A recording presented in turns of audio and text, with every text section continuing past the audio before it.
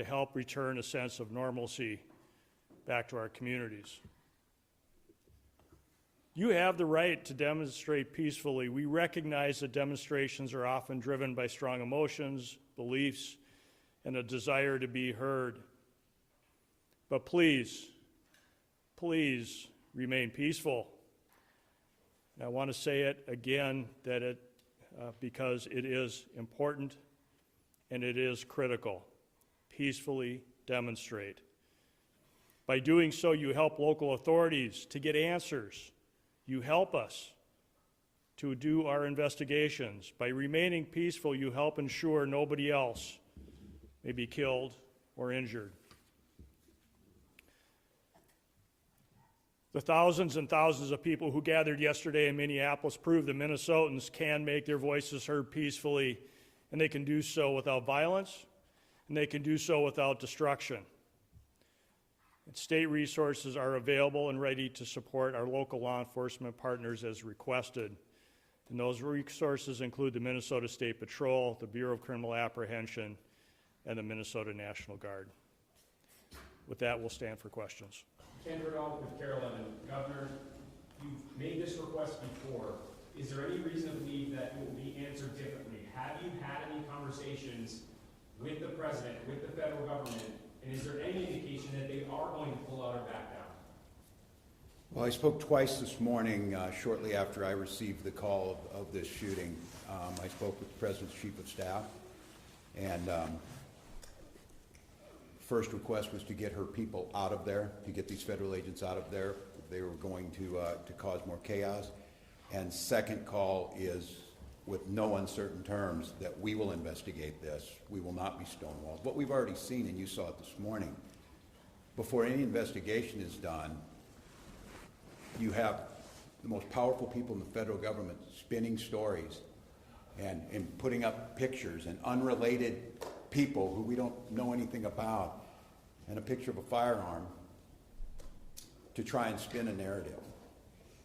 And I ask Americans, this will end when enough Americans say this will end. Do I have any confidence Donald Trump will do the right thing? No, I don't have a lot of confidence Donald Trump will do the right thing. I do have a lot of confidence that the majority of the American people will do the right thing. And I think there cannot be very many people across this country looking right now, after all the reporting that's been done, after everything that's been said, under the pretense that they are here about immigration reform, and quit referring to these people as law enforcement. They are not law enforcement. We have law enforcement who do an incredible job. And to listen to Greg Bovino denigrate the work of our people who are out there cleaning up their mess, no, I don't have a lot of confidence that he himself will do it. But here's what I do have confidence in. There's a whole lot of Republicans, for whatever reason, cannot find their spine.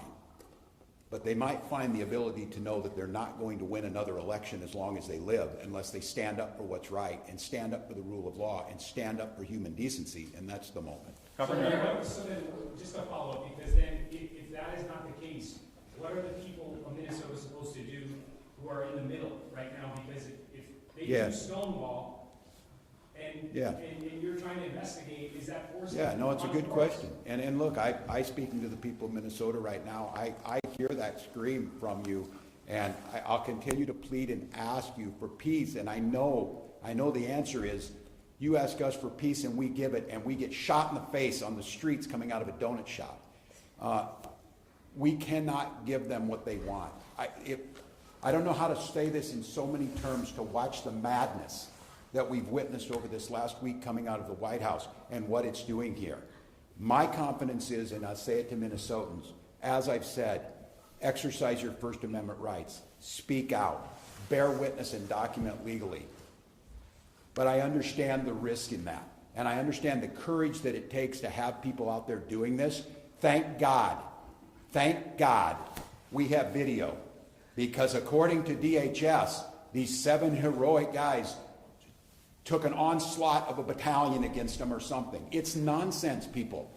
It is nonsense, and it's lies. So my confidence is this, Minnesotans. You know who you are, and you demonstrate it every single day, and we damn sure know who these people are. The American public knows, and this needs to be the event that says enough. Governor, has there been any indication? Go ahead. Excuse no, I'm me. up front. Governor Carolyn Cummings. talk about you don't trust the federal government to handle this investigation. We know with the Renee Good shooting, BCA said that they were blocked from accessing evidence. Has there been any suggestion that BCA is not allowed to do this investigation? Do you have officers on the ground doing the investigation right now? The question was related to whether or not the BCA is on the ground currently with the investigation, and a reference to previous investigations that the BCA have attempted to be a part of. What I'll tell you right now is that we no longer have BCA agents or public safety, state patrol, or Minneapolis on the ground at that crime scene. And is that an instruction by the federal government, or did you pull your agents out? What I will tell you, and not to get further into the investigation, but DHS pulled out of the scene, leaving that to Minnesota State Patrol, Minneapolis. We did not have enough resources to be able to hold that ground safely, and we had to leave that scene because of the number of people that were available and the safety of those in the public and the safety of our teams. We were able to get there, but at that time we were not able to hold that scene to do a crime scene investigation. I can't talk any more about those details. So who is handling the investigation then, if not either DHS nor state officials right now? We'll have more on that, but the BCA is engaged and involved, and we are working at the request of the Minneapolis Police Department on this, on the scene and in this investigation. So we are there, we're available. We want to make sure that we continue to work on this and engage with our federal law enforcement, but at this point, we don't have anything more to share about the crime scene. Again, we were not able to hold it. We wanted to make sure and keep people safe, but federal law enforcement left the scene and left us there. Governor Ernesto with the New York Times, have you activated the National Guard? I noted that Sheriff Witt has requested for additional assistance. Can you tell us whether they're going to be playing a role in keeping the peace? Yes, the answer is yes, we have, as we said last week, and we staged those troops. I'll have General Menke talk about where they're at, and again, use this as an opportunity to stress to Minnesotans the frustration you have, and as you saw this, they killed a man, created chaos, pushed down protesters, threw gas indiscriminately, and then left the scene, and then we're left to clean up. I understand the anger. I understand trying to parse who were the law enforcement on the scene when you got there after a man was killed is difficult for the folks who are out there. But I can't stress enough, our goal, and I'll have General Menke talk about what the role of these Guard troops are in conjunction with incredible work from the Hennepin County Sheriff's Office, from mutual aid across, and of course the State Patrol, of trying to get to the point where what we're saying is we can handle this and Minnesotans can express their First Amendment rights and have our folks on the streets and get these people out of here. And so, John, if you want to talk a little bit, but the answer is yes, there's activated. He can talk to you about numbers. To be clear, Governor, activated is different than having been staged. Yeah. So the question is, what's the National Guard doing right now? So we have, we have been on state active duty for over a week. So we've had soldiers prepared in the metro area to respond in a much rapid manner than if they were not mobilized. So we have a request from the Hennepin County Sheriff to support them, and that is to help them free up additional resources for other work that they need to do. And we have started coordinating with them this morning on that, and that first area of support will be assisting them with their requirement to provide security to the Whipple building. So we'll be helping them there. And then we are in parallel planning with other organizations within the state of Minnesota, to include the State Patrol, the Minnesota DNR, and other local agencies to render assistance if requested. Can you say how many are now deployed?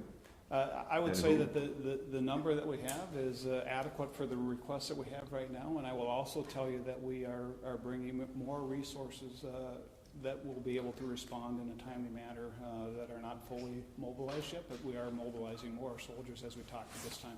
I'd like not to get into specific numbers for an operational security standpoint, but right now we have all the resources to meet the requests that we have. I would note on this one, too, that we'll be billing the federal government for the cost of the National Guard because they are incurring the costs that are falling on us by their reckless actions. Yes, sir. You alluded to this earlier, but are you rejecting the narrative that has been presented by federal officials that this man, this 37-year-old citizen in Minneapolis, posed a threat to these agents? And do you reject the idea that he played I'm rejecting the rush to judgment within 15 minutes of this, which they did last time. That's why you need to have a fair investigation. And that's why a video can show one thing, but what happened beforehand. But they already will slander this individual. They've already made this the case. And I will just say, you will all start to see it, and some of you probably have. There's multiple angles of this. And I'll go back to what we talked about before. They're telling you not to trust your eyes and ears, not to trust the facts that you're seeing in front of them. And at some point in time, your reporting, and I think the reporting this week has been spectacular across Minnesota, that there's not two sides to every story. But in this situation, what I'm saying is we need to have a fair investigation, understanding what's happening, and held accountable. We continue to hear, and we heard it from the Vice President, that these folks can do whatever they want. They can have full immunity. And what I'm telling you is they will not. There will be justice to Minnesotans. Continue to gather the information. So I won't say where it is, because I think it's irresponsible to make that judgment. But what I see with my eyes and what you're going to see with your eyes makes that pretty hard to believe. And I would imagine as a federal officer, they would have come out and sounded like these professionals sound and say, we need to gather the information, we need to gather all the facts, we need to put them forward, and then we can make some informed decision based on the fact. They've written the narrative already. And the audacity to critique the police chief of Minneapolis after what work that those heroic officers are trying to do, and to be critiqued by this guy, I mean, I don't know, I've said it a lot, but America, as you're listening, enough is enough. Enough is enough of this. End this. End this. And we see them moving to Maine. If you're in Boston, you're in Chicago, you're in Philly, you're in Miami, it doesn't matter. We can't live like this. Our children are in trauma. A 5-year-old, you saw the picture, the bunny hat and the Spider-Man. These are not like some narrative to throw around, to parade around in some coat you had made and act like you're a tough guy or whatever. These are people's lives, and we have rule of law. So I'll let the investigation play itself out. We will do our best to find it, but I don't know, you kill a man and then you just leave, your law enforcement, you just leave it. Is there a single case in American history where you just like walk away and say, I guess that just happened and we're not going to clean up our mess? I'm proud of Minnesotans. I'm proud of law enforcement here and our partners, and we'll get to the bottom of it. I think we have time for another one. So, Governor, Brittany Ehrman with KSTP Channel 5. The ICE commander just said in a press conference within the hour that they're calling on state and local law enforcement to, quote, help coordinate to get violent criminals off the street. What's your response to that request? I'm better off to let these guys, the professionals, I have my thoughts.